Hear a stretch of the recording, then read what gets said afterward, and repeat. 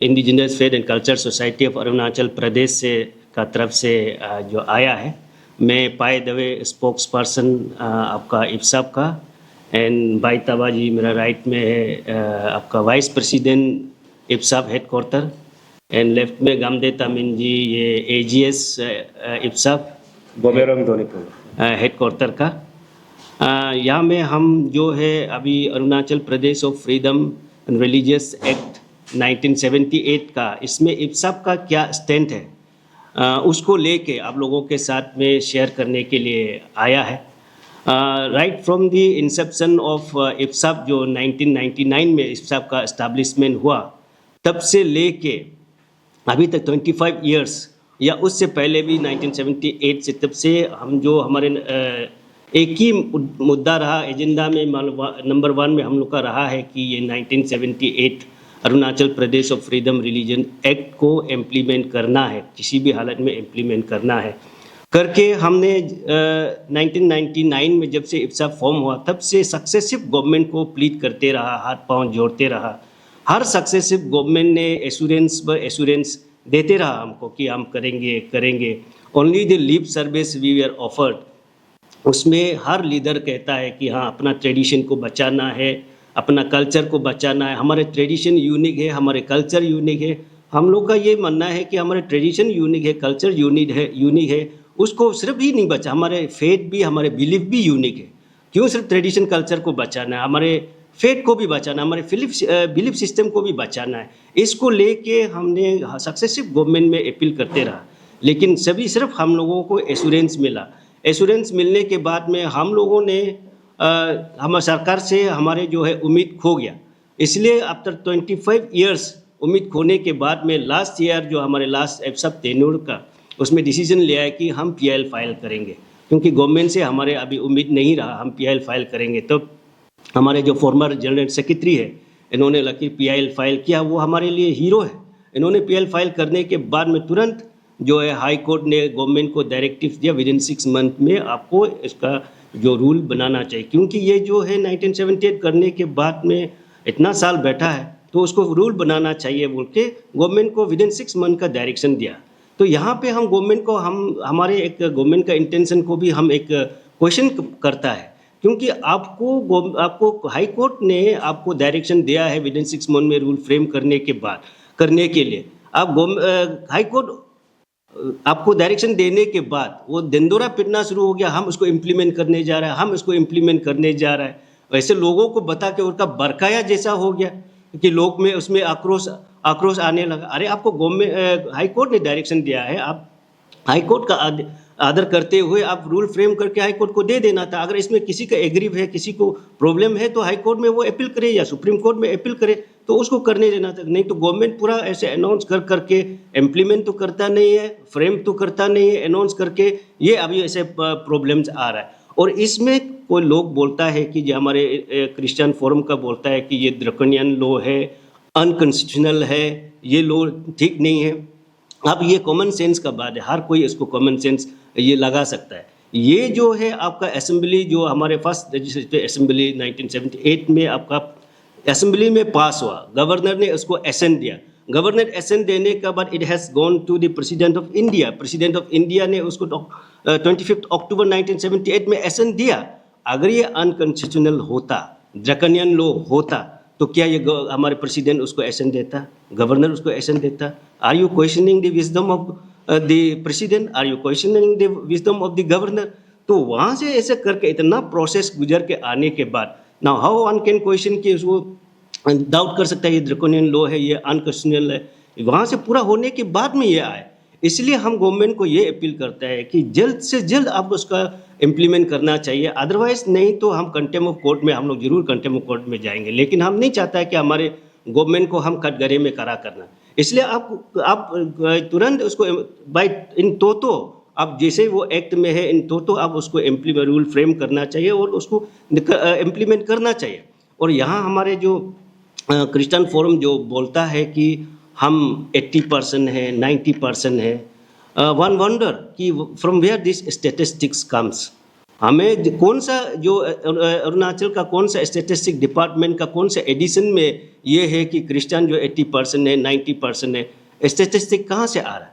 हम तो हमारे जो कुछ लोगों ने आरटीआई किया, आपको दिखा भी सकता है, आरटीआई किया, चंगलंग में किया, नामसाई में किया, सियांग में किया, लोअर सुबनसिरी में किया। चंगलंग में नील, नामसाई में नील, हम लोगों को वेस्ट सियांग में नील, आपका लोअर सुबनसिरी में 2 क्रिश्चियन, ऐसा करके पूरे डिस्ट्रिक्ट में हमको जब रिकॉर्ड देखता है, स्टेटिस्टिक देखता है तो वहाँ नील मिलता है।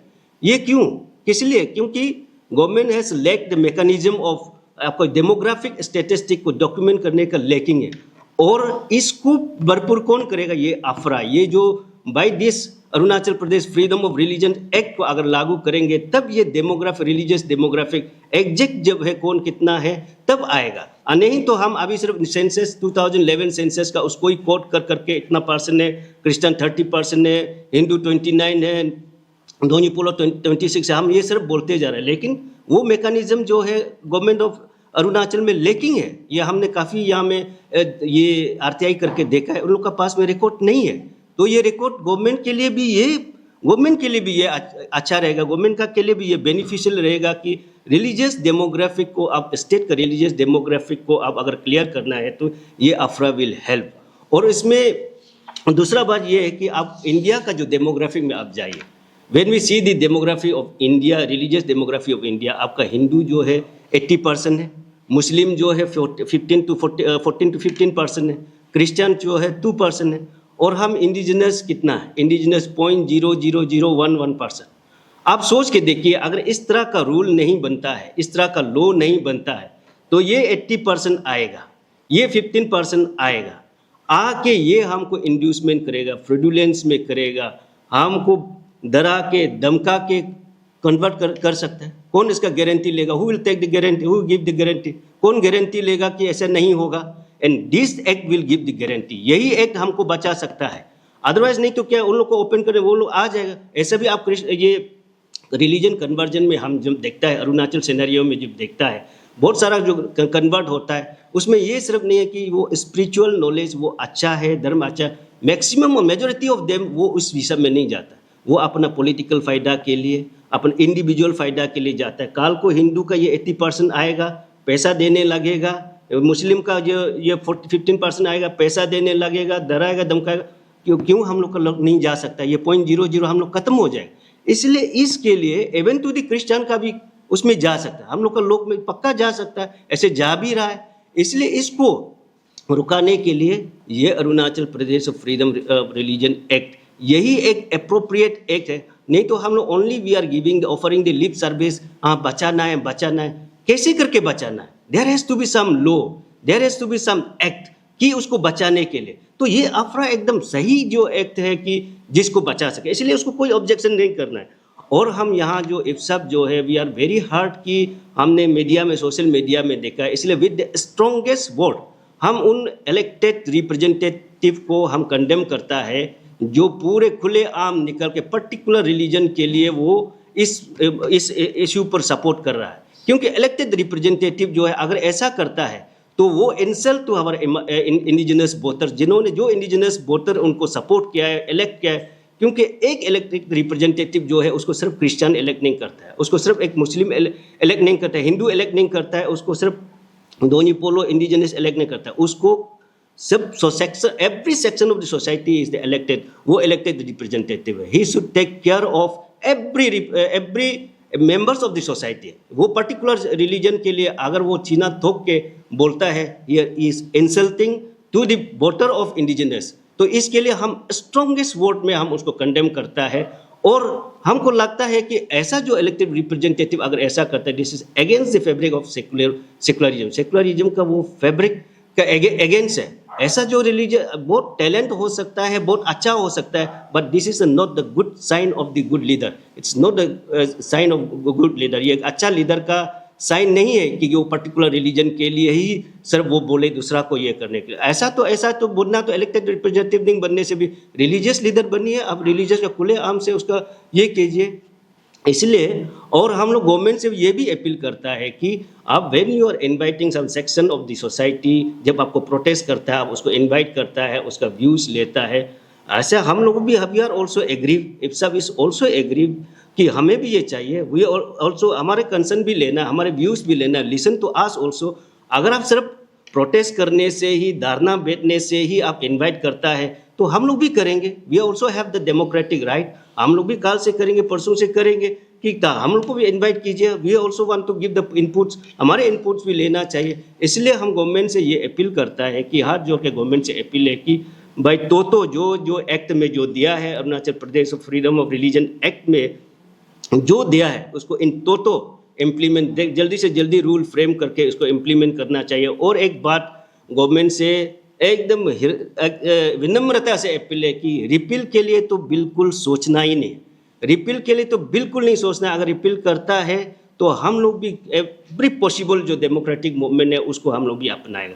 हम लोग समझते हैं गवर्नमेंट को, हम लोग कॉन्फिडेंट है कि रिपील नहीं करेगा। अगर if you are the pro जो इंडिजिनस के लिए सोचता है, for the welfare of indigenous people, क्योंकि ये स्टेट अरुणाचल ही क्रिएट किया गया है, from union territory to state create किया गया है कि यहाँ का एथनिसिटी को, यहाँ का कल्चर को, यहाँ का ट्रेडिशन को, यहाँ का बिलीफ सिस्टम को प्रोटेक्ट करने के लिए अगर आप इसके लिए रूल नहीं बना रहा है तो you are not doing for the welfare of this state. तो इसलिए हम लोग गवर्नमेंट से अपील करता है कि आप उसको जल्दी से जल्दी फ्रेम कीजिए। ये 6 मंथ आपको टाइम दिया है, 6 मंथ अगर इसमें एक्सपायर हो जाता है तो हम लोग उसमें कंटेम्प्ट ऑफ कोर्ट करेंगे। अगर जो एग्रीव है let them go to the court, let them appeal to the Supreme Court. आप उसको क्यों एंटरटेन करना है? ये हम लोग गवर्नमेंट से हम लोग का अपील है। बस इतना कह के थैंक यू वेरी मच।